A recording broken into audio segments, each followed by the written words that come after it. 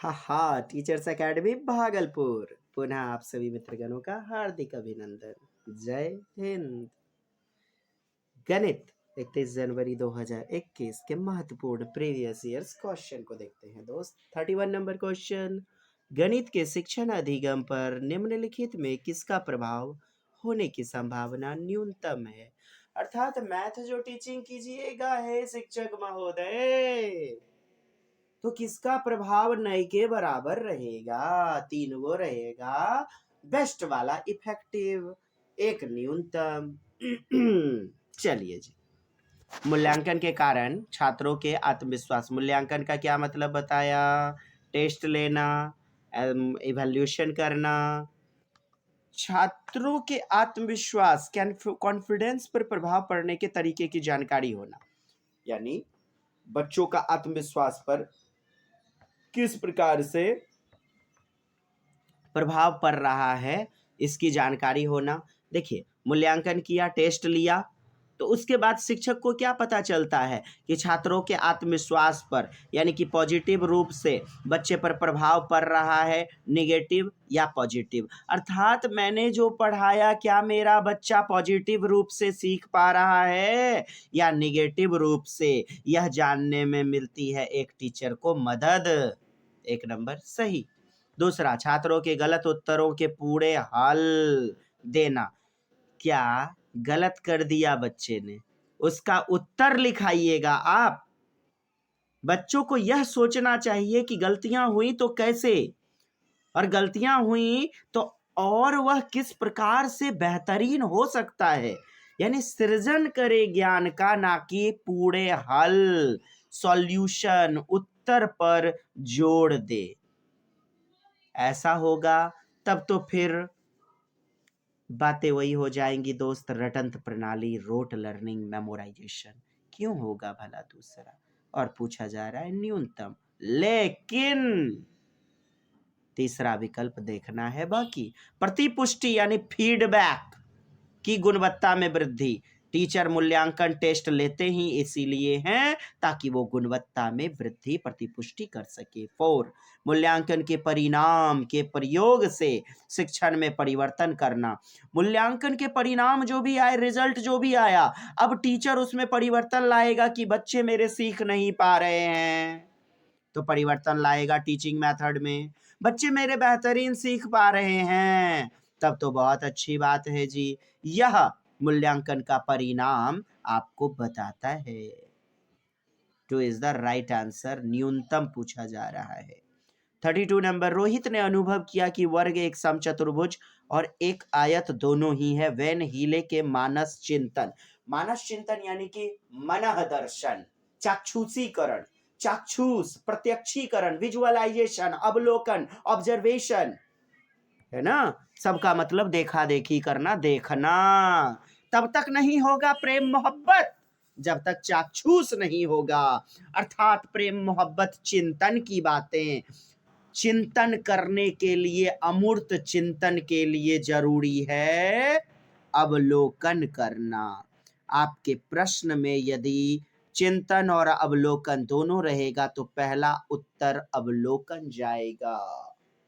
वो प्रेम मोहब्बत का उदाहरण दोस्त, इसीलिए तो है सम कॉलेज में बेचारी के बारे में सोच रहे हैं।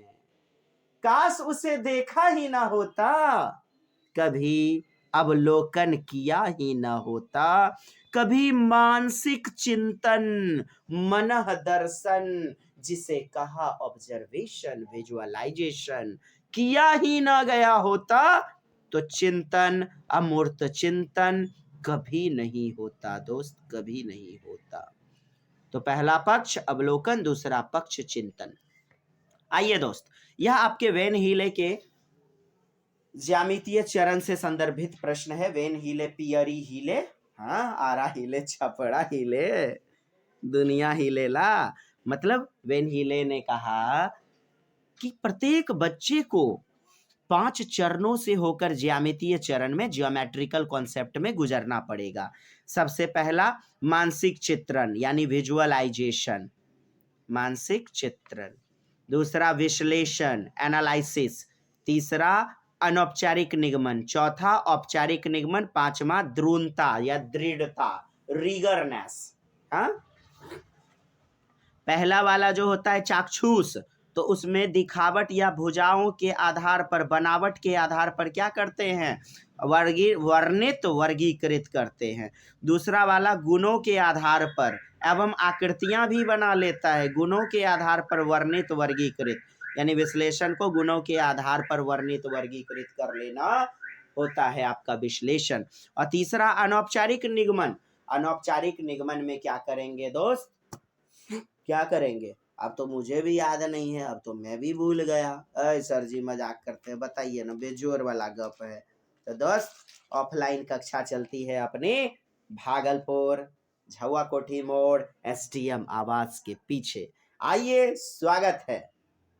पूरा पेमेंट लेंगे दक्षिणा के साथ, रिजल्ट देंगे झंडी गाड़ के, ना तो एक एक पैसा लिख करके देंगे, वापस ले जाइए यदि रिजल्ट नहीं हुआ तो। सर पढ़ाइए ना। हाँ जी पढ़ा रहा हूँ जी दोस्त, पढ़ा थोड़े रहा हूँ, दोस्ती बजा रहा हूँ जी, अपन मास्टर लोग थोड़े हैं, ऐसे अपन के मित्र हैं जी। तो आपने देखा दोस्त पहला वाला अवस्था, पहला वाला है आपका चाक्षुषीकरण। चाक्षुषीकरण बोले तो भुजाओं के आधार पर, भुजाओं के आधार पर, दिखावट के आधार पर अलग कर लेना, वर्णित वर्गीकृत कर लेना। और दूसरा वाला विश्लेषण, गुणों के आधार पर वर्णित वर्गीकृत कर लेना, और आकृतियां भी खींच लेता है बच्चा, चित्र भी बना लेता है।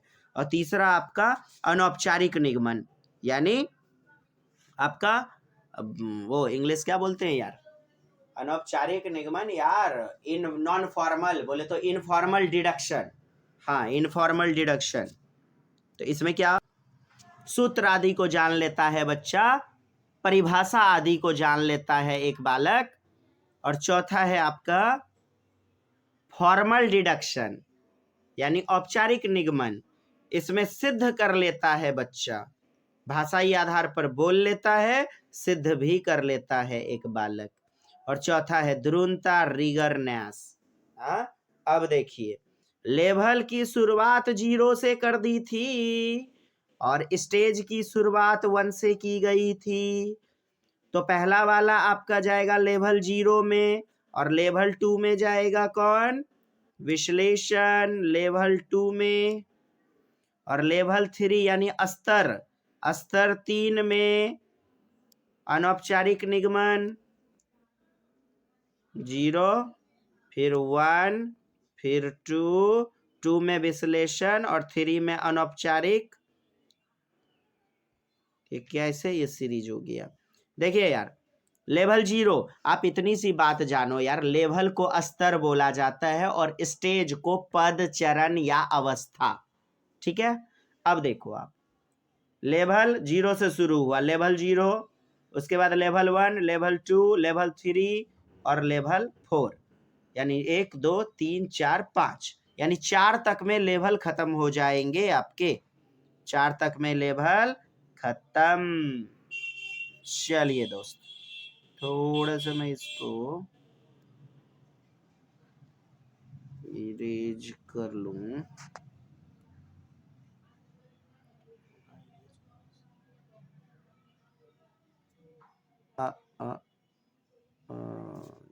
चलिए बढ़िया। ओके, चलिए दोस्त, और स्टेज की बात करेंगे। स्टेज, अरे बाबा ये क्या, चलिए स्टेज की बात करेंगे तो दोस्त, स्टेज को क्या बोला जाता है, पद, चरण या अवस्था। तो इसकी शुरुआत 1 से होती है, 1 2 3 4 5। तो आपसे बोला जाए स्टेज 1 में कौन है, तो आप कहेंगे चाक्षुषीकरण।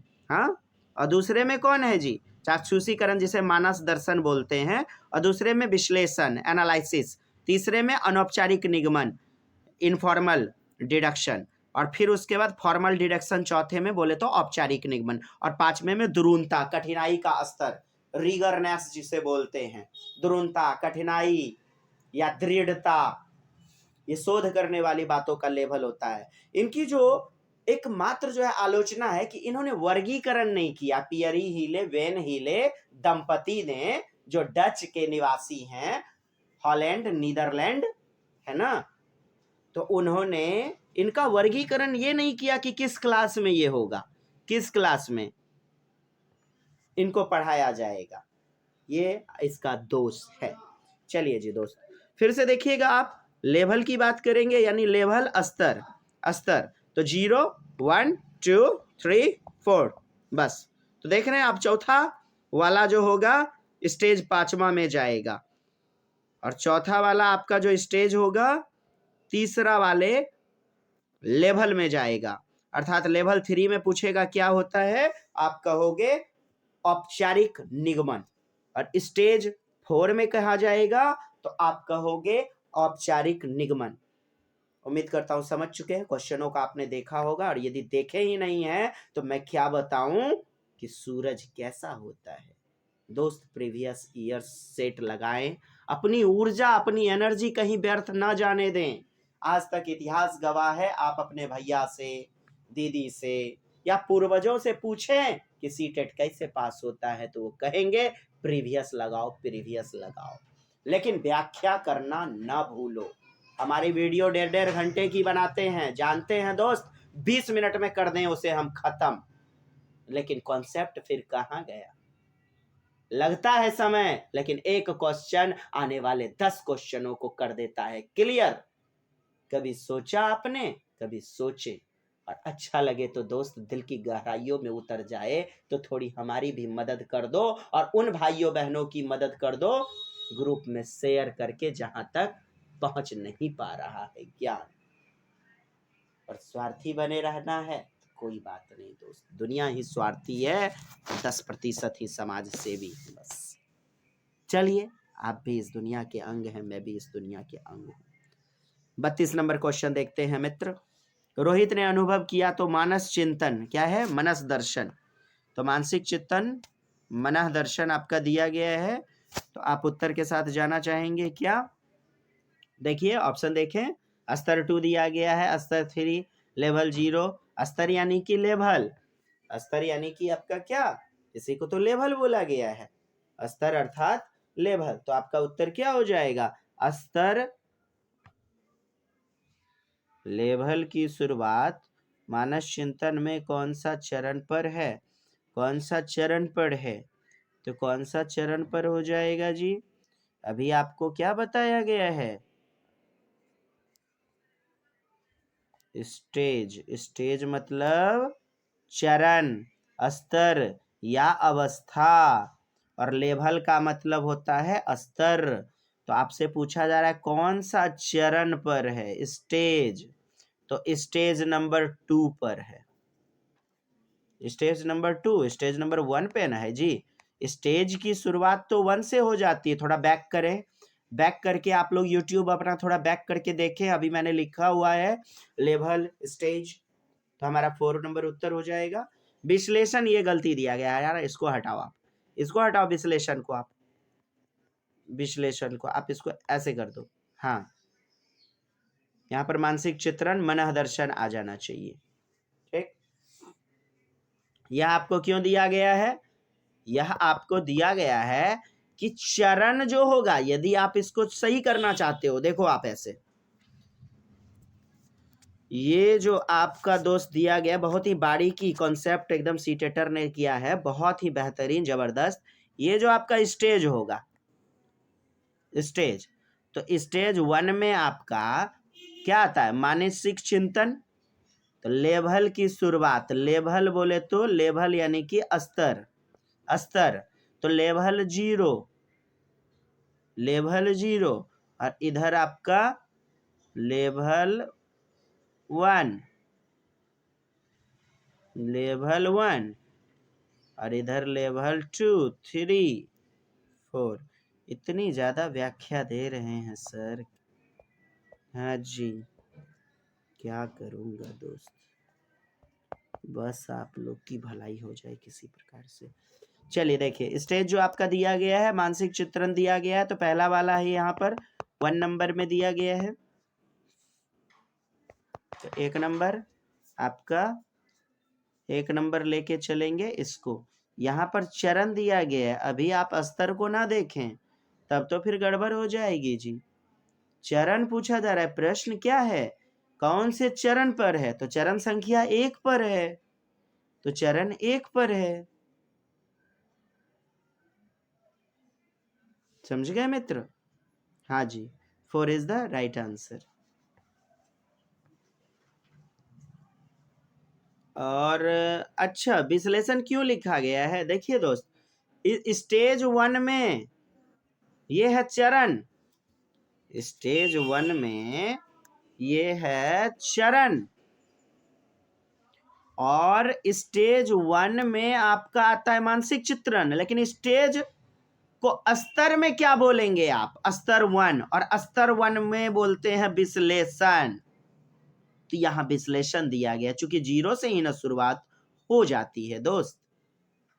चलिए बढ़े आगे, सब यूट्यूब में समझ जाएंगे तो फिर पेमेंट कौन देंगे, है ना।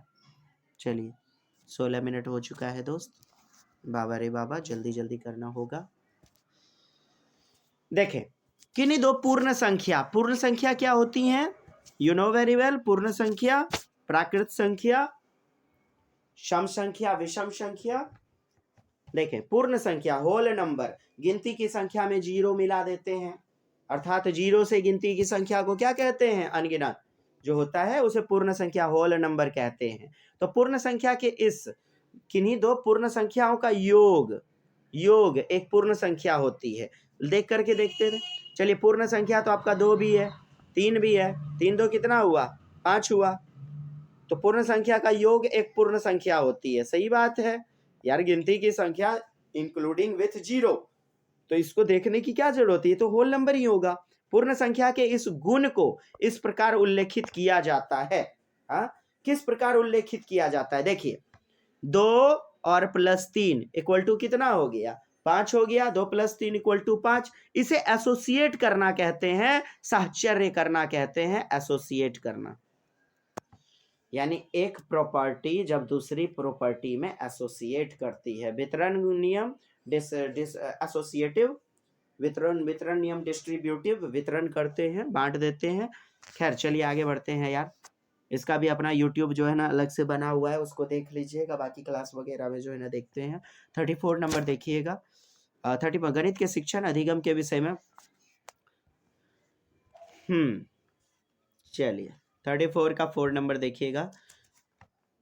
गणित के शिक्षण अधिगम के विषय में कौन सा कथन सत्य नहीं है? सत्य नहीं है। नमूनों के अवलोकनों और सामान्यीकरण से प्राथमिक कक्षा के विद्यार्थियों में गणित का ज्ञान का सर्जन किया जा सकता है। नमूनों के अवलोकन से यानी कॉन्सेप्ट वगैरह क्लियर होगा, बच्चा गणितीय ज्ञान का सर्जन करेगा। सर्जन यानी कि बच्चा निर्माण करेगा क्या? ज्ञान का, रचना करेगा ज्ञान का। तो अच्छी बात है, देख करके, अवलोकन करके, सामान्यीकरण से, जनरलाइजेशन से। दूसरा, गणितीय ज्ञान के सर्जन, अरे सर्जन वही है, सर्जन करना, क्रिएट करना, और बच्चा नन्हा अन्वेषक होता है, ज्ञान का रचना करता है। तो गणितीय ज्ञान के सर्जन में तर्क और वार्ता एक महत्वपूर्ण भूमिका। तर्क करते हैं, फिर बाहरी दुनिया से जोड़ा जाता है, आपस में बच्चे या शिक्षक और बच्चे वार्ता करते हैं, इससे महत्वपूर्ण रूप से उन्हें ज्ञान क्लियर होता है, अवधारणा, कॉन्सेप्ट क्लियर होता है। तीसरा, गणितीय अधिगम एक सामाजिक प्रक्रिया है जिसमें संवाद सम्मिलित है। सामाजिक प्रक्रिया है, यानी कि गणित क्या है? एक सामाजिक प्रक्रिया, यही ना बोल रहा है।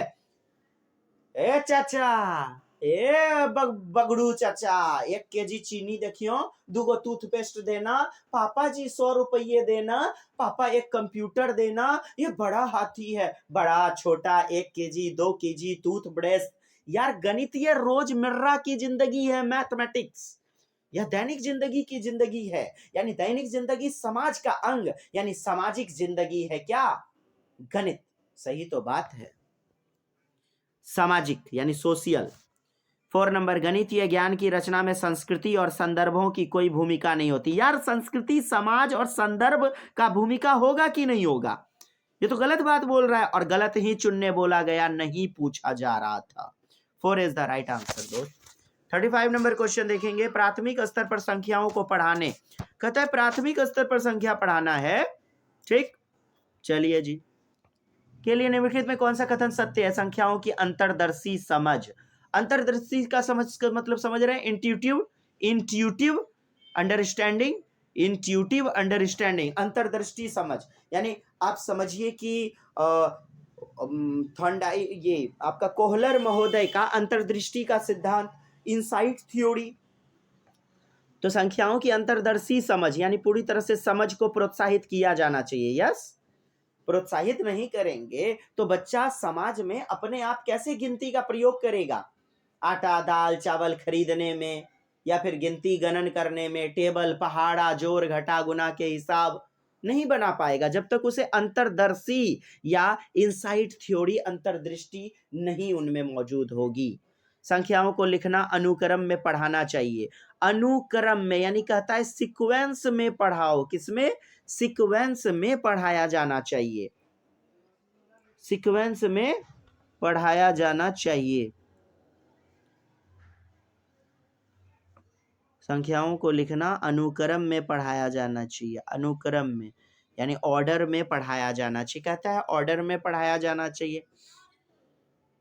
2, 3, 4 बाहरी दुनिया से जोड़ें, जोड़ करके देखें, अनुक्रम में पढ़ाया जाता है। ऑर्डर में 1, 2, 3 ताल 5 थे, छोटे बच्चे को सिखाते हैं, है ना। तीसरा, गणित से पहले संख्यांकों, संख्याओं को संख्यांक, संख्यांक समझ रहे हैं? शब्दों में आप लिखने के लिए सिखाते हैं बच्चे को। यानी संख्या से पहले, नंबर सिस्टम से पहले संख्यांक रूप में लिखना सिखाया जाना चाहिए। यानी 2 ओकार 2, तो दीर्घिकार 9 3, तब लिखवाइए 3। तो क्या ऐसा करना चाहिए? ऐसा करते हैं क्या? नहीं। संख्याओं में अनुक्रम असंगति यानी अनुक्रम, ऑर्डर की असंगति, नॉट मेल, नॉट इन ऑर्डर को प्रोत्साहित करना चाहिए। संख्याओं में अनुक्रम की असंगति को प्रोत्साहित, अनुक्रम में नहीं होना चाहिए। कह रहा है कि संख्या में अनुक्रम असंगति यानी कि नहीं प्रोत्साहित करना चाहिए। गलत बात, करना चाहिए। तो 1 और 2, 3 इज द राइट आंसर। आपकी किताबों ने गलतियां लिया होगा, गलतियां ली होंगी, आप नहीं जाएंगे दोस्त, यह भी याद रखना है। 36 नंबर, प्राथमिक स्तर पर गणित पढ़ाने के लिए निम्नलिखित में कौन सा पहलू अत्यंत महत्वपूर्ण है? प्राथमिक स्तर पर, प्राथमिक, उच्चतर पढ़ाई और रोजगार, उच्चतर, तब तो बच्चे को सीधे पीएचडी करा दीजिए। प्रौद्योगिकी, टेक्नोलॉजी के लिए प्रोत्साहन और तैयारी कराना, टेक्नोलॉजी। गणित को बच्चे के जीवन का अनुभव का भाग बनाना। किन्हीं को लगता है यह हमारा उत्तर नहीं होगा? गणित में प्रकृति, गणित की प्रकृति के विषय में, यानी गणित का जो नेचर है, गणित का जो स्वभाव है, व्यवहार है, उसका जो नेचर है कैसा है? दृढ़ है यानी कठिन है, कि सरल है, कि लचीला है, फ्लेक्सिबल है। फ्लेक्सिबल, लचीला का मतलब होता है जो जब मन चाहे अपना रंग बदल ले। यानी जिस बच्चे को कठिन लगता है उसके लिए हल्का बन जाए, और जिस बच्चे को हल्का लगता है उसके लिए कठिन बन जाए। ऐसा होता है क्या? हाँ, गलत बात है साहब। गणित अपने आप में एक भाषा है। गणित जो है रुचिकर होती है। गणित जो है ना सरल है, सुदृढ़ है, सुगम्यता रूप से सीखा जा सकता है। यह सीखने वाले की मानसिकता पर निर्भर करेगा ना दोस्त। यह अन्य विषयों के मुकाबले भूलता कम है। भूलता कम है यानी कि भूलते कम है हम लोग। एक बार आ जाता है, इतिहास भूगोल नागरिक वगैरह आप जल्दी भूल जाएंगे, है ना। गणित की प्रकृति के विषय में निम्नलिखित में कौन सा कथन सत्य नहीं है? प्राथमिक स्तर पर गणित प्रत्यक्ष है। प्राथमिक स्तर पर गणित प्रत्यक्ष है, प्रत्यक्ष यानी कि मूर्त, यानी कि ज्ञात है, और कल्पना की आवश्यकता नहीं है। अब बताइए ये क्या बात बोल दिया? कल्पना की आवश्यकता नहीं है। आप मुझे बताओ, कल्पना की आवश्यकता है कि नहीं? कल्पना की आवश्यकता, देखिए छोटे बच्चे जो होते हैं, छोटे बच्चे में क्या पूछ रहा है? निम्नलिखित में से कौन सा कथन सत्य नहीं है? दूसरा है गणित में विचारों के सही संचारण के लिए विशेष शब्दावली का प्रयोग होता है। विशेष शब्दावली का प्रयोग सही संचारण के लिए विशेष शब्दावली का प्रयोग होता है। शब्दावली वोकैबुलरी। गणितीय ज्ञान की संरचना में तर्क कौशल महत्वपूर्ण है। गणितीय संकल्पनाओं की प्रकृति श्रेणीबद्ध है। श्रेणी, गणितीय संकल्पनाओं की प्रकृति जो है, नेचर जो है, श्रेणीबद्ध है। गणितीय संकल्पना, कॉन्सेप्ट श्रेणीबद्ध है, श्रेणी में होता है। सही बात है, श्रेणी में होता है। एक सीक्वेंशियल होता है। श्रेणीबद्ध है, सीक्वेंस में होता है। बताएंगे दोस्त? हाँ, अपन तो दिमाग की बत्ती जल गई, आप बताओ जल्दी से। हाँ, कुछ नहीं है यार, आप ध्यान से पढ़ो पहले प्रश्न को। देखो जी, आप गणित की प्रकृति जो है, तो एक बात हमेशा याद रखना जीवन में, कभी जीवन में हार नहीं मानना। प्रश्न भी आपके, समस्या भी आपकी, समाधान भी आपकी। कहते हैं सुकरात महोदय, सॉक्रेट्स, है ना? हाँ जी, मैं जरा कलर बदल लूं। गणित की प्रकृति के विषय में निम्नलिखित में कौन सा कथन सत्य नहीं है? तो नहीं है कौन सा? चौथा नहीं हो जाएगा। क्यों? देखिए, गणित का जो कॉन्सेप्ट है, संकल्पना है, उसकी प्रकृति श्रेणीबद्ध है। क्या अर्थात? आप बच्चे को श्रेणी में ही सिखाएंगे तभी बच्चा सीखेगा। जोड़ सिखा रहे हैं बच्चे को, जोड़ना। गिनती सिखा दिया बच्चे को, गिनती सिखा दिया तो आप गुना पढ़ा दीजिए, तो गुना नहीं सीखेगा? मल्टीप्लाई नहीं सीखेगा क्या? या जोड़ना घटाना पहले सिखाना अनिवार्य है। एक श्रेणी में है क्या? मतलब आप सिखाना चाहोगे तो आप श्रेणी क्रम को, सीक्वेंस को तोड़कर भी सिखा सकते हो। और बाह्य दुनिया से जोड़ के इसी प्रकार निरक्षर लोग सीखते हैं, है ना? चलिए, गणितीय संकल्पनाओं की प्रकृति श्रेणीबद्ध है। अब देखिए, पहला नंबर सही क्यों है? प्राथमिक स्तर पर गणित प्रत्यक्ष है। गणित क्या है? प्रत्यक्ष है। यानी आगमन विधि बताती है हमें प्रत्यक्ष से अप्रत्यक्ष, यानी मूर्त से अमूर्त, बोले तो ज्ञात से अज्ञात की ओर। अज्ञात क्या है? कल्पना, विजुअलाइजेशन। गणित की आवश्यकता नहीं है, कल्पना की आवश्यकता नहीं है। अरे बाबा, ये क्या? पहला हमारा उत्तर हो जाएगा सत्य नहीं है, तो यही हमारा सत्य नहीं है। क्यों दोस्त? प्राथमिक स्तर पर गणित प्रत्यक्ष है और कल्पना की आवश्यकता नहीं है। कल्पना की आवश्यकता यहाँ भी पड़ती है। हालांकि जो नियम चलते हैं वह ज्ञात से अज्ञात की ओर, प्रत्यक्ष से अप्रत्यक्ष की ओर, यानी प्रत्यक्ष दिया गया है और कल्पना की आवश्यकता नहीं पड़ती है। सही बात है, लेकिन कल्पना करवाएंगे तभी तो बच्चे में रचनात्मकता सृज जय शिव शंभो महादेव। रचनात्मकता, सृजनात्मकता आएगी, है ना? तो कल्पना पड़कता अर्थात क्रिएटिविटी की आवश्यकता पड़ेगी। तो यहाँ पर नहीं कहा जा रहा है, इसीलिए यही हमारा उत्तर हो जाएगा।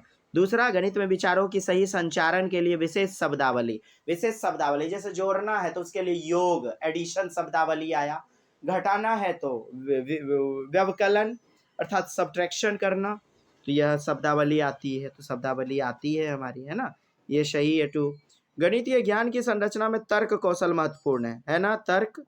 तर्क वितर्क महत्वपूर्ण है, इसीलिए कल्पना, ये जो आपका दिया गया है दोस्त, ये आपका कट रहा है नहीं के कारण। 3 भी सही है। चौथा, गणितीय संकल्पनाओं की प्रकृति श्रेणीबद्ध, श्रेणी में। पहले बच्चे को आप 1 2 3 4 गिनती वगैरह सिखाते हैं, फिर उसके बाद आप जो है जोड़ना सिखाएं, फिर घटा सिखाना चाहे, फिर गुना वगैरह, चूंकि योग का ही रूप है गुणन, है ना? तो चौथा भी हमारा सही हो जाएगा। तो 1 इज द राइट आंसर, जो कि नहीं पूछा जा रहा है। 38 नंबर क्वेश्चन है, निम्नलिखित क्रियाकलाप में किसमें विद्यार्थी में त्रिविमीय विवेचना, त्रिविमीय अर्थात लंबाई चौड़ाई ऊंचाई, बोले तो 3D, जिसमें 3D होगा, 3 डायमेंशन होगा, तो उसको विवेचन, दिग स्थान, विवेचन की समझ यानी दिग स्थान, अर्थात उसके माइंड में समझ को डेवलप करने के लिए विकसित होने की सर्वाधिक संभावना है। त्रिविमीय, 3D, दिग स्थान की समझ, विकसित होने की सर्वाधिक संभावना है, सर्वाधिक संभावना है। अर्थात बच्चे में 3D का कॉन्सेप्ट है। टीचर महोदय किसके द्वारा आप करोगे, तो किसके द्वारा करोगे, सीधी सी बात दी गई है। हाँ, चौपड़ आकृति को पहचाना। चौपड़ समझ रहे हो आप, वही जी, मामा शकुनी, ध्रुत कीड़ा, चौपड़। हाँ भांजे भांजे चौपड़ वगैरह, अर्थात चकोर वाली आकृति, चरखुटवा वाला आकृति, चौपड़ आकृति, जैसे कि आपका डाइस, डाइस क्या, डाइस, अरे लूडो वगैरह नहीं खेलते हैं जी, उसमें क्या होता है, ऊंचाई भी होती है ना, लंबाई और चौड़ाई के साथ। लंबाई चौड़ाई केवल होगी तो वह 2D होगी, और 2D को 10 ग्राम से और 3D को जियो बोर्ड से विकसित करते हैं। दूसरा, आंकड़ों के निरूपण करने के लिए दंड आरेख खींचना। आंकड़ों के दंड आरेख, दंडा आरेख, तो उसमें तो लंबाई चौड़ाई होगी, वो त्रिविमीय विवेचना कैसे करेगी, 3D। तीसरा, एक संख्या चार्ट में नमूने को पहचानना। संख्या चार्ट में नमूना को पहचानना, तो वो क्या, उसमें ऊंचाई भी होगा क्या, नहीं, लंबाई चौड़ाई हो सकती है। 4, सुडोकू पहेलू को हल करना। सुडोकू पजल वगैरह आप जान रहे हैं ना, अखबार कटिंग वगैरह, बच्चे पजल वगैरह जो है ना सॉल्व करते, ट्रेन में बड़े बुजुर्ग भी बैठ जाते हैं, ये सब क्या है, सुडोकू पहेली। तो इससे तो नहीं होगा, चौपड़ वाला आपका उत्तर हो जाएगा दोस्त, चौपड़ आकृति। ठीक है, क्यों, लंबाई चौड़ाई ऊंचाई जिसमें होगी उसको 3D कहते हैं, और यहाँ आप उसके साथ जोड़िएगा। चलिए, 1 is the right answer. 39 number प्रश्न है दोस्त। 39 नंबर प्रश्न कहता है आपका क्या, कि बच्चों को भिन्न की संकल्पना, भिन्न का संकल्पना, फ्रैक्शन का कॉन्सेप्ट पढ़ाने के लिए निम्नलिखित में क्या अत्यंत उपयुक्त है। तो क्या अत्यंत उपयुक्त है आपसे पूछा गया है, तो सबसे ज्यादा उपयुक्त आपका क्विज टाइप का, यानी कि क्विज टाइप का, क्विजिनेयर रॉड्स सबसे ज्यादा उपयुक्त होगा, क्विजिनेयर रॉड्स।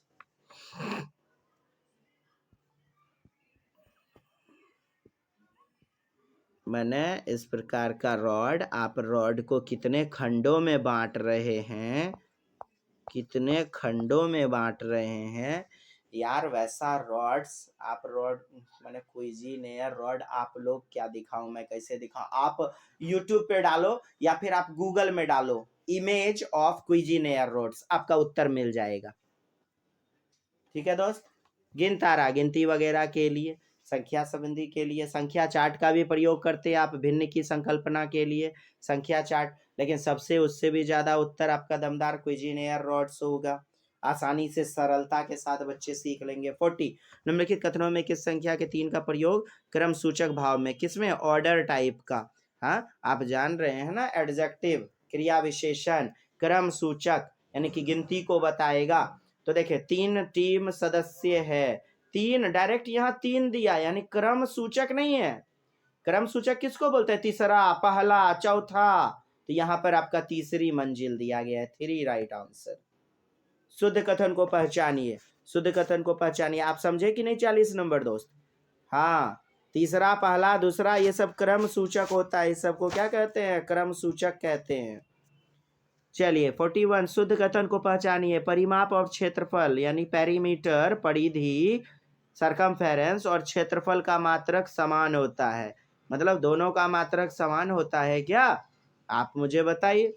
से इसको सेंटीमीटर लिखेंगे तो ये सेंटीमीटर स्क्वायर में लिखते हैं, क्षेत्रफल को किस में, वर्ग में बोलते हैं, और आयतन को आप क्यूब में, घन में बोलते हैं, तो समान कैसे होगा। शुद्ध पहचानना है, किसी आकृति का आकार उसके परिमाप का निर्धारण करता है। आप देखिए, आपका जो मतलब आकार है, आपका जो शरीर का आकार है, ठीक, कितना कपड़ा उसमें लगेगा, वही आपका परिमाप है, पेरीमीटर है, सही तो बात है। आपका जो पुस्तक है, किताब है, उसका आकार क्या है, उसमें उतना ही जिल्द लगेगा, बस, इट्स सो सिंपल, उसी को पेरीमीटर कहते हैं। तीसरा, यदि दो आकृति का क्षेत्रफल समान है तो उसका परिमाप समान होगा, यानी एरिया समान है, दो गो आकृति है तो उसका पेरीमीटर भी समान होता है। करके देख लीजिए आप, कोई आकृति देखें तो उसका जो है क्षेत्रफल, यदि ये आपका परिमाप समान होगा, आप कर के देखेंगे, गलत होगा। आगे बढ़ने दीजिए मुझे। क्यों? 34 मिनट हो चुका है यार, ज़्यादा समझाने लगता हूँ इतना ना, आप लोग भी जो है मल्टी टैलेंटेड लोग कहते हैं, ओ सर बहुत समझा रहे हैं। चलिए आगे बढ़ते हैं, मेरा तो एक ही मकसद है यार, आप लोग को बस किसी तरह आगे बढ़ाना, ज़्यादा से ज़्यादा सबका रिजल्ट हो। खैर 4 नंबर देखिएगा, दो आकृति का परिमाप समान है, पेरीमीटर समान है। पेरीमीटर क्या है? सेम टू सेम है, तो क्या उनके क्षेत्रफल समान होंगे? क्षेत्रफल भी समान ऐसा नहीं होता है दोस्त। दो वस्तु लीजिए, आप जो है ना कर के देखें, ऐसा भी नहीं होगा। ठीक है, दूसरा आपका उत्तर मिल चुका है। चलिए 42 गणितीय पाठ्यक्रम के संबंध में शुद्ध कथन को पहचानिए। शुद्ध कथन को पहचानने बोला जा रहा है। तो आप देखें, समझ को बेहतर करने के लिए ऋणात्मक संख्याओं, समझ को बेहतर के लिए यानी अंडरस्टैंडिंग के लिए ऋणात्मक संख्याओं की संकल्पना का परिचय प्राथमिक स्तर पर देना चाहिए। यानी माइनस वाली संख्या का परिचय दे दीजिए पहले ही। क्षेत्रफल और मापन की संकल्पना का परिचय केवल उच्च प्राथमिक स्तर पर देना चाहिए। किसका? क्षेत्रफल का। तो आप बताओ मुझे, छोटे बच्चे को तो बताया जाता है, गिलास में इतना पानी आएगा, एक गिलास में इतना पानी, इस चम्मच में इतना पानी आएगा, तो जितना पानी जिसमें आएगा वह उसका आयतन है, और उसने उसको रखने के बाद नीचे जो जगह उसने ग्रहण किया वह उसका एरिया है, वह उसका क्या है? क्षेत्रफल है दोस्त, क्षेत्रफल है ना। तो समझ, तो संकल्पना उच्च प्राथमिक स्तर पर ही हम दें क्या? गलत बात है, 6 to 8 में ही दें, ऐसी बात नहीं है। तीसरा, बीजगणितीय विचारों की नींव प्राथमिक स्तर पर डाली जा सकती है। किसका? अलजेब्रा का। Algebra, Y X Y Z माना राम की उम्र, बच्चा सीख पाएगा कभी भी नहीं। प्राथमिक स्तर में तो बच्चा जो है लेमन चूस, जोड़ना घटाना इत्यादि इसी को तो सीख नहीं पाता है अच्छी तरह से, और आप बात कर रहे हो कि अलजबरा वगैरह सिखा दीजिए। 4 नंबर, भिन्नों की संकल्पना का परिचय केवल उच्च प्राथमिक। यार केवल वाली तो बातें गलत होंगी।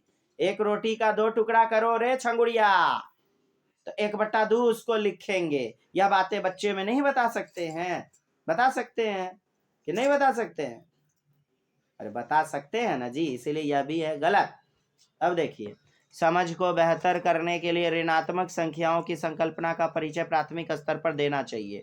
बच्चे को ऋणात्मक, ये सही हो जाएगा। क्यों? तीनों विकल्प तो कट गए इसीलिए। और दूसरा कारण है, बच्चे को आप बताओ कि देखो तुम्हारे पास एक रोटी है, हाँ तुम्हारे पास एक रोटी है, तुमने बेचारी शकुंतलिया को एक रोटी दे दिया, तुम्हारे पास क्या बचा? 0। तुम्हारे पास 2 चॉकलेट है, तुमको एक चॉकलेट देना है। किसको? राजू जी को दे दिया। कितनी चॉकलेट बची? 1 चॉकलेट। ऐसे ही तो आखिर बताते हैं बच्चे को।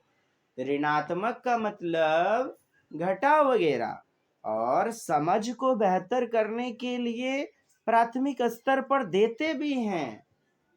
तो 1 तो हमारा सही है। घटाव वगैरह आप सिखाते हैं, जोड़ घटा वगैरह। साथ ही साथ बच्चे को ऋणात्मक यानी कि -2 का मतलब क्या होता है ये बताना चाहिए।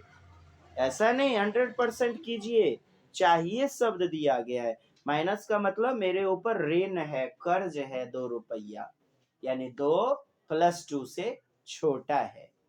-2 + 2 से छोटा है, तो 1 नंबर सही है आपका।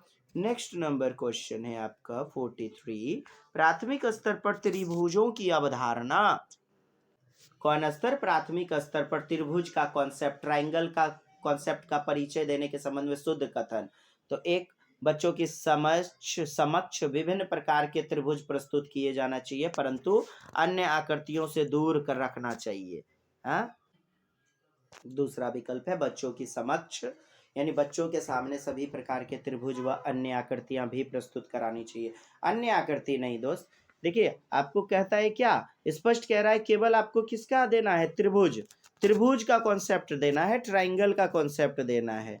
हाँ, तो जब ट्राइंगल का, त्रिभुज की अवधारणा का कॉन्सेप्ट देना है, तो समकक्ष त्रिभुज की अन्य आकृति प्रस्तुत करिएगा तो बच्चा दिग्भ्रमित हो जाएगा ना।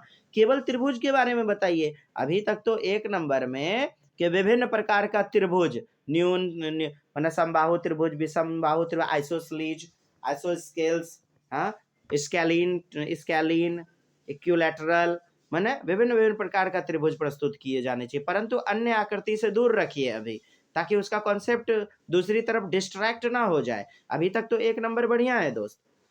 दूसरा, यहाँ अन्य आकृति प्रस्तुत किया जाना चाहिए, गलत बात।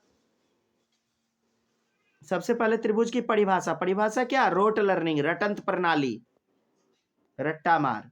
संभ्रांति से बचाने के लिए बच्चों को केवल समबाहु त्रिभुज, वैसे भी केवल लग गया, और केवल बच्चा समबाहु त्रिभुज में पीएचडी कर पाएगा, इन सबको कौन जानेगा? या तो हमारा गलत हो जाएगा। इसीलिए दोस्त 43 का 1 इज द राइट आंसर। 44, एक विभाजक के प्रश्न में भाजक, हाँ, भाज्य बराबर भाजक गुना भागफल प्लस शेष, आपने जाना है ना यह सूत्र, भाज्य बराबर भाजक, भाज्य बराबर भाजक गुना भागफल प्लस शेष। तो देखिए ये कैसे आपका, हालांकि मैथ वाले प्रश्न मुझसे ना पूछिए दोस्त, मुझसे पेडागोजी आप पूछे। मैथ वाले प्रश्न तो आप वैसे भी कर सकते हैं और कर लिया करें। अब ये सारी चीजें मैं करूंगा ना, मुझे नहीं बताना जी पेडागोजी। हाँ, सबसे ज्यादा जी का जंजाल समझते हैं लोग पेडागोजी को, पेडागोजी समझिए। ये मैथ वाले प्रश्न वगैरह आप अपनी समझ के आधार पर डेवलप करें, और किताबों में भी आपका दिया गया होगा। जो विशेष बातें हैं मित्र समझाना, वो मुझसे करवाइए, ये लिखंतु वाला धंधा ना बाबा ना। चलिए देखिए, कहता है शेषफल क्या है। शेषफल आपका दोस्त दिया गया है, ठीक है। शेषफल आप देखिए 5 दिया गया है। कहता है भागफल का 5 गुना है और शेषफल का 2 गुना। शेषफल का 2 गुना तो 5 गुना 2 कीजिए, 10 हो गया।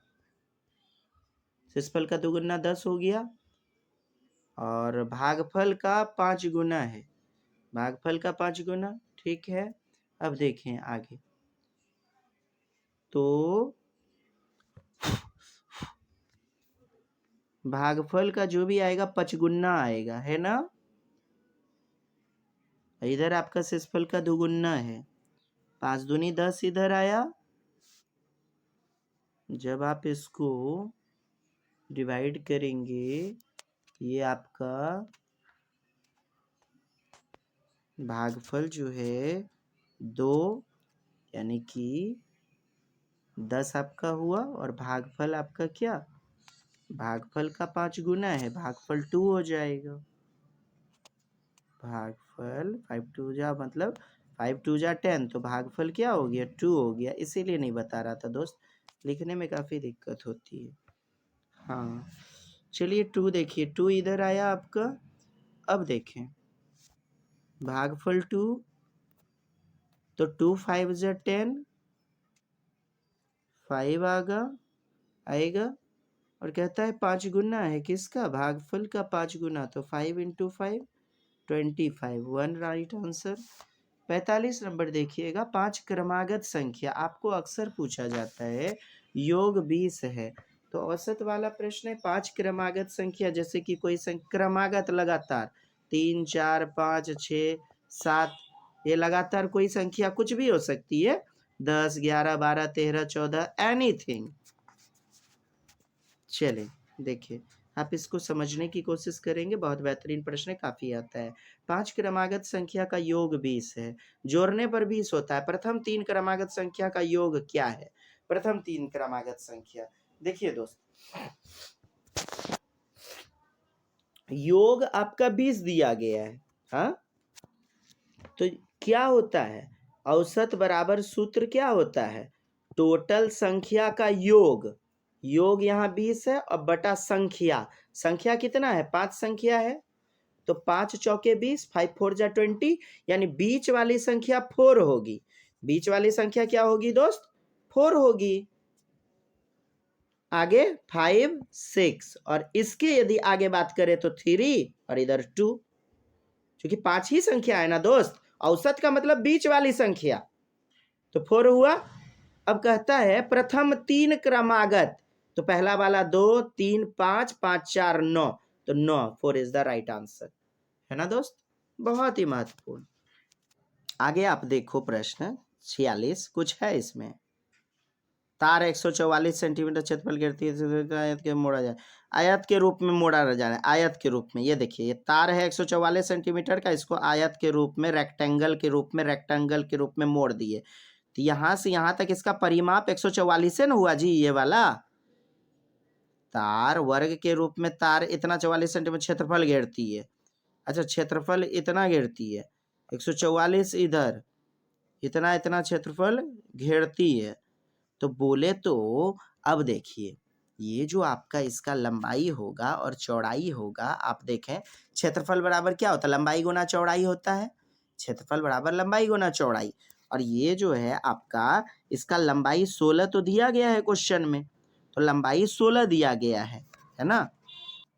तो चौड़ाई निकाल लीजिए, यानी लंबाई गुना चौड़ाई जब होता है 144 अब बराबर 16 गुना x, तो क्या होगा 16 से कटेगा, 16 में 44 से, और 16 अठे 16, कितना हो जाएगा जी 16,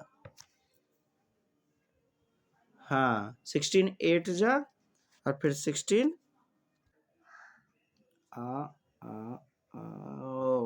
स्टॉप स्टॉप। देखिए प्रश्न को पढ़िएगा। एक वर्ग कहता है, वर्ग यानी कि स्क्वायर, वर्ग अर्थात आपका क्या स्क्वायर, ठीक है। तो इसका भुजा क्या हो जाएगा, जब क्षेत्रफल दिया है 144, तो 12 गुना 12 यानी 12 इंटू 12, तो भुजा हो जाएगी 12 सेंटीमीटर। तो ये क्षेत्रफल, ये मतलब हो गया आपका भुजा। साइड हो गया 12, बोले तो 12 इधर से भी 12, 12 इधर से भी 12, इधर से भी 12, तो 12 4 जा 48। ये कितना हो जाएगा 48 होगा इसका पेरीमीटर, अर्थात ये जो वर्ग है इसका पेरीमीटर होगा 48। कैसे, 4 गुना भुजा, तो 12 चौके 48, तो 48 हो गया। अब इसी तार को एक आयत बनाया गया, रेक्टेंगल, यहाँ कह रहा है स्क्वायर, यहाँ रेक्टेंगल, आयत के रूप में मोड़ा जाए जिसकी लंबाई 16 सेंटीमीटर है। आप देखो ये बनाया गया, ये इधर 16 है लंबाई, तो इधर भी तो 16 होगी लंबाई, हाँ जी इधर भी तो 16 होगा ना, इधर 16 इधर 16, ये 16 16 कितना हो गया 32 हो गया, तो 32 हो गया 48 में, कितना कम 32, 32 को घटाइए 48 में, कितना बचा बताइए बताइए, 8 इधर हुआ 8, 16 16 बचा, अर्थात 16 का आधा 8 इधर से और 8 इधर से, ये इस आयत का ये चौड़ाई होगा, ठीक। अब इसका क्षेत्रफल, तो जब 8 निकल गया तो 16 इंटू 8 यानी लंबाई गुना चौड़ाई 128 centimetre square, 1 is the right answer. 47 देखिए, भिन्न में सबसे बड़ी और दूसरी सबसे बड़ी, भिन्न, सबसे बड़ी और दूसरी सबसे बड़ी। देखिए दोस्त, सबसे बड़ी और सबसे दूसरी बड़ी बोला जा रहा है, आप क्या करो, कुछ नहीं करो, आगे बढ़ो। 48 नंबर, यार ये भिन्न निकालने के लिए मतलब इरिटेट हो जाती यार, मतलब नीचे का आप एलसीएम निकाल लीजिए, हाँ नीचे का आप एलसीएम निकालिए, फिर उसके बाद 6 से उसमें डिवाइड कीजिए, मल्टीप्लाई कीजिए, फिर उसके बाद तब फिर जो है ना नीचे डिनोमिनेटर डिनोमिनेटर हर समान हो जाएगा, अंश फिर आपके समान हो जाएंगे, देख लीजिए। थोड़ा सा पकाओ यार, पेडागोजी पूछिए ना, मजा आता है बताने में। चलिए 48 देखिएगा, अस्मिता विद्यालय की गोष्ठी में 8:30 सुबह से 15 मिनट पहले पहुंची, यानी 8:30 सुबह से 15 मिनट पहले, गोष्ठी में 8:30 सुबह से 15 मिनट पहले ही पहुंची, मतलब क्या है 8:15 में पहुंच गई।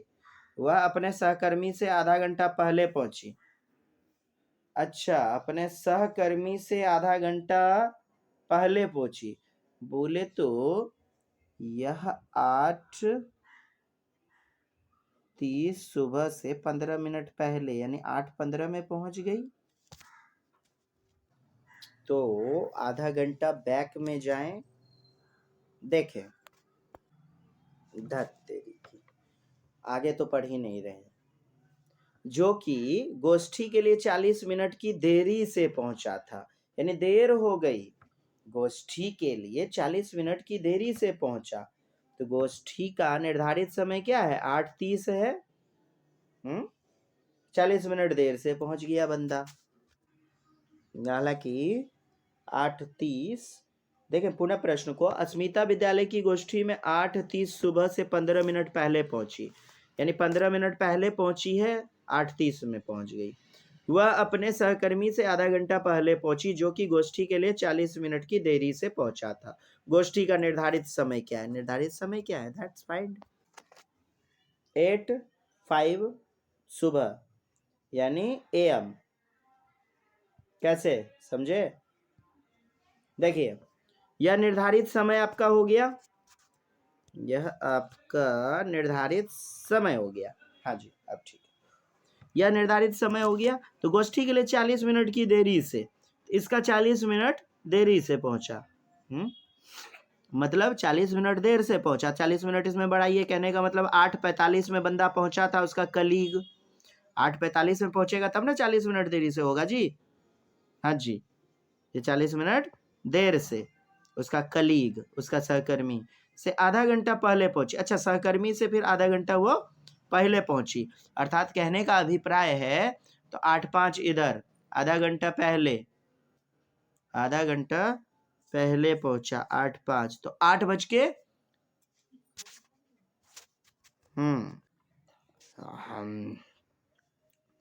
मिनट।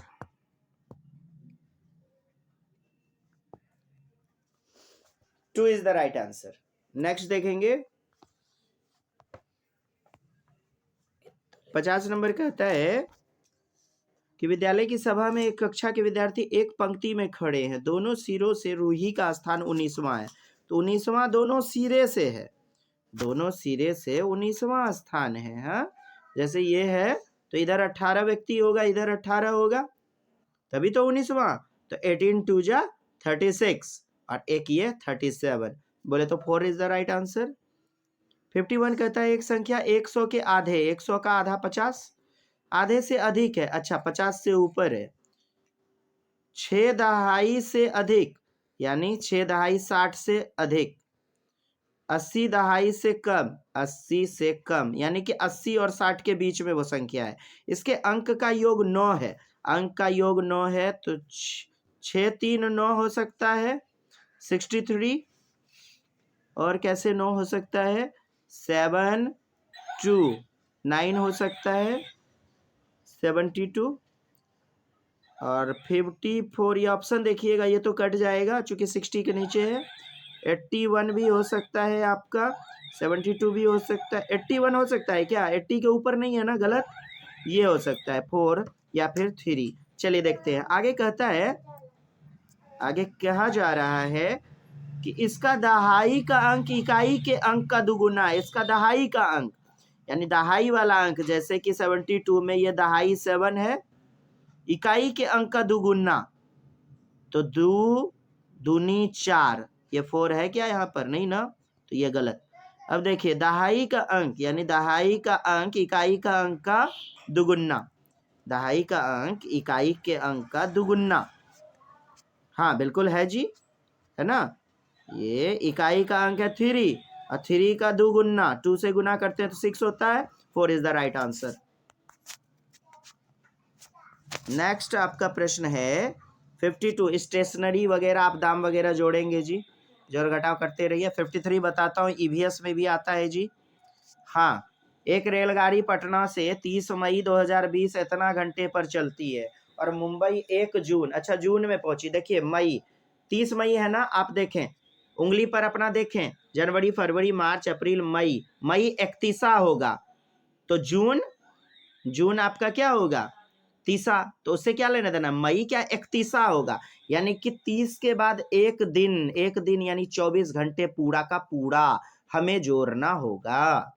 30 मई 23:40 यानी रात के, मैंने पहले भी बताया 12 यदि 13 बज गया तो आप सोचिए कि 1 बज के PM हो रहा है जी, 14 बज गया। अंतरराष्ट्रीय घड़ी 24 घंटे वाली होती है ना, तो यहाँ पर आपका रात का 24 बज रहा है। सोच कर चलिए 24 बज गया रात का, है ना, 24 बज गया। इस प्रकार से मैंने 20 मिनट इसको आप दे दीजिए। और जून को पहुंच रहा है 5:15, अर्थात 5:15 तो मतलब 5 घंटे 15 मिनट, 5 घंटे 15 मिनट। ये आप देखें यहाँ पर दोस्त, 5 घंटे 15 मिनट ये वाला होगा कि नहीं होगा? डायरेक्ट आपको सेम एज इट इज ले लेना है 5 घंटा 15 मिनट। और इधर आपने 20 मिनट छोड़ा हुआ था ना, वह भी तो समय ज्यादा लगा, तो 5:15 और 20 मिनट उधर दिए, कितना हो गया? 35 हो गया। तो 5 घंटा 35 मिनट इधर लग गया, और ये 24 घंटा पूरा का पूरा। तो 24 5 29, और 29 35, यानी 29 घंटे 35 मिनट। किधर है? 29 घंटे 35 minute. 4 is the right answer. हो जाएगा दोस्त आपका 53 का 4। आइए आगे बढ़ते हैं। का हो सुस्तिया गई न्यू का हो? हाँ मुस्कुराइए अजी, यानी खिलखिलाइए, आप सुरक्षित हाथों में हैं। आगे बढ़िए।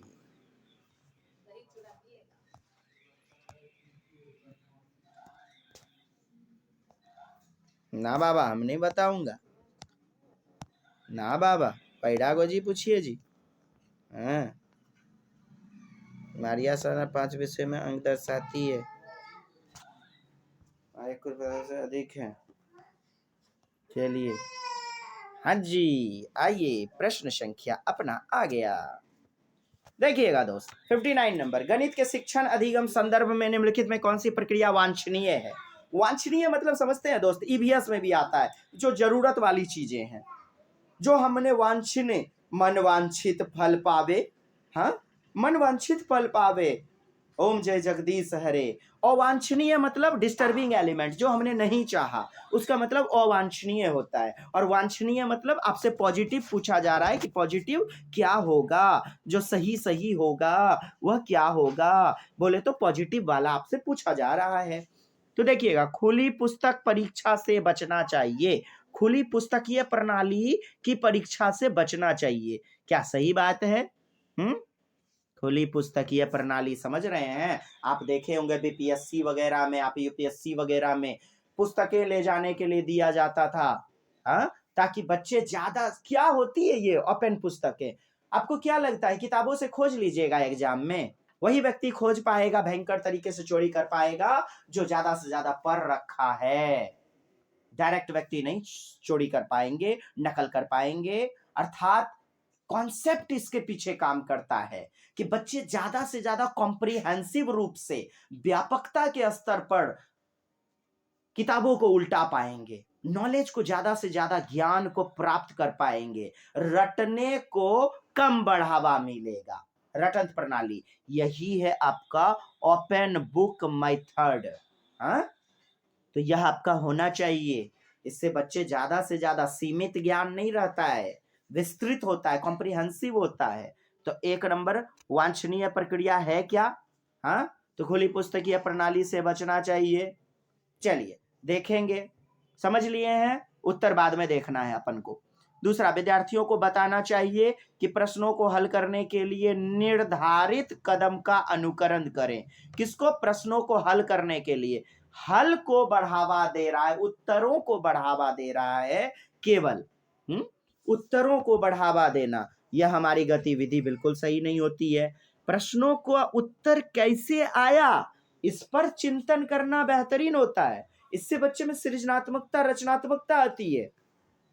केवल हल को, निर्धारित कदम का अनुकरण, कॉपी कर लीजिए, छापिए लीजिए सफे उत्तर को, तो ऐसे थोड़े होगा जी, गलत। तीसरा, भ्रांति को रोकने के लिए मुक्त उत्तर वाले, मुक्त उत्तर समझ रहे हैं, अपसारी चिंतन, ओपन एंडेड प्रश्न से बचना चाहिए, गलत बात है।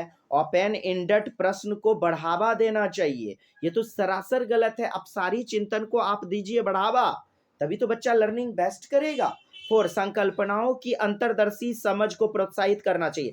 अभी आया ना आपका ये तो बहुत अच्छा वांछनीय आपका हो जाएगा। अंतर्दर्शी समझ यानी बच्चा सूझबूझ को डेवलप करेगा, इंट्यूटिव अंडरस्टैंडिंग को विकसित करेगा। पहला दूसरा प्रश्न आपका वही तो था लगभग। 4 इज द राइट आंसर। अब देखिए 1 नंबर कहता है शिक्षण अधिगम के संदर्भ में निम्नलिखित कौन सी वांछनीय प्रक्रिया है। तो खुली पुस्तकीय प्रणाली से बचना चाहिए। खुली पुस्तकीय प्रणाली से बचना चाहिए, क्या यह सही है? तो सही होगा तो आप इसको सही कहिएगा, जबकि यह बात तो गलत है ना जी। यह भी गलत, यह भी गलत, सही पूछा जा रहा था। 4 is the right answer. Next number last प्रश्न है दोस्त आपका कि गणित के कक्ष में अध्यापक निम्नलिखित कुछ प्रश्न प्रस्तुत किए हैं, कुछ प्रश्न वगैरह प्रस्तुत किया गया है। ठीक है जी दोस्त, अच्छी बात है। कहता है उस आयत का क्षेत्रफल क्या है जिसकी एक भुजा 5 सेंटीमीटर परिमाप 30 सेंटीमीटर है। कहता है उस आयत का क्षेत्रफल, जैसे ये आपका आयत हो गया रेक्टेंगल, इसका क्षेत्रफल क्या होगा जिसकी एक भुजा 5 सेंटीमीटर और परिमाप 30 सेंटीमीटर। एक भुजा, परिमाप आपको पेरीमीटर 30 सेंटीमीटर दे दिया और एक भुजा 5 सेंटीमीटर दे दिया। आप मुझे बताइए आयत का परिमाप क्या होता है? 2 into L plus B, 2 into L plus B, 2 into L. लंबाई एक भुजा दिया गया है आपका। अरे बाबा, अब बताइए इससे क्या मतलब क्या इससे क्या होगा इससे जी? हाँ, एक भुजा आपका 5 दिया गया है। हे प्रभु जी, चलिए आप इतना देखें, आगे देख रहे हैं मुक्त अंत बंद अंत। मैं आपको प्रश्न को विकल्प से समझाना चाहता हूं दोस्त, देखिएगा। कहा जा रहा है कि ए बंद सिरे वाला प्रश्न है। ए, अच्छा, अब देखिए समझ में आ गया। बी, उन संख्याओं का समुच्चय है, सेट है, ज्ञात कीजिए जिनका मध्यांक 4 है। जिनका मध्यांक यानी औसत बीच का 4 निकलता है। 0 से 8 के मध्य सभी अभाज्य संख्या की सूची बनाइए। 0 से 8 के मध्य सभी अभाज्य संख्या, 0 से 8 के बीच अभाज्य संख्या जो होगी मुझे बताइएगा। अभाज्य संख्या प्राइम नंबर जिसे रूढ़ संख्या बोला जाता है, जिसके 2 से 2 केवल जो होते हैं क्या फैक्टर होते हैं। जैसे 3 के कितने फैक्टर हैं? 1 और स्वयं 3, यानी 3 को भाग देगा 1 और 3 खुद अपने आप को। 5 को कौन डिवाइड करेगा? 1 और खुद 5 अपने आप को, है ना। तो ये सब अभाज्य संख्या है। 3, 2, 5। तो 0 और 8 के मध्य 2 हो जाएगा, 3 हो जाएगा, 4 नहीं होगा, 4 तो भाज्य हो जाएगा, 5 हो जाएगा, 7 हो जाएगा, 8 भी नहीं। चलिए इसके मध्य सभी अभाज्य संख्याओं की सूची बनाइए। तो 2, 3, 5, 7। इनको छोड़ करके कुछ और लिखा जा सकता है क्या? नहीं ना। तो ये बंद वाले उत्तर हो गए। ये क्या हो गए? बंद हो गए। ठीक, बंद यानी कि अभिसारी चिंतन। यह प्रश्न आपका अभी अपना YouTube देखिए, अभिसारी चिंतन, अपसारी चिंतन। अपसारी चिंतन होता है बेस्ट, पॉजिटिव, जिसे डाइवर्जेंट थिंकिंग कहते हैं, out of the box thinking कहते हैं, खुले एवं मुक्त अंत वाले प्रश्न कहते हैं या चिंतन। तो उससे जोड़ा गया है इसको। ए बंद सिरे वाला प्रश्न है और बी सी डी मुक्त सिरे वाला। तो देखिए ए का एकमात्र उत्तर आएगा, तो ये आपका बंद सिरा वाला। और बी सी डी, बी को देखते हैं क्या कहता है। उन संख्या का समुच्चय ज्ञात कीजिए, समुच्चय सेट ज्ञात कीजिए जिसका माध्यांक 4 है, जिसका माध्यांक 4 है, यानी कि वैसा संख्या का सेट ज्ञात। तो बहुत सारी संख्या हो सकती हैं जिसका माध्यांक 4 हो सकता है। जैसे 4 संख्या कुछ भी लेते हैं, उसको जोड़ेंगे, इतना 2, 4, 6, 4 से डिवाइड करना है,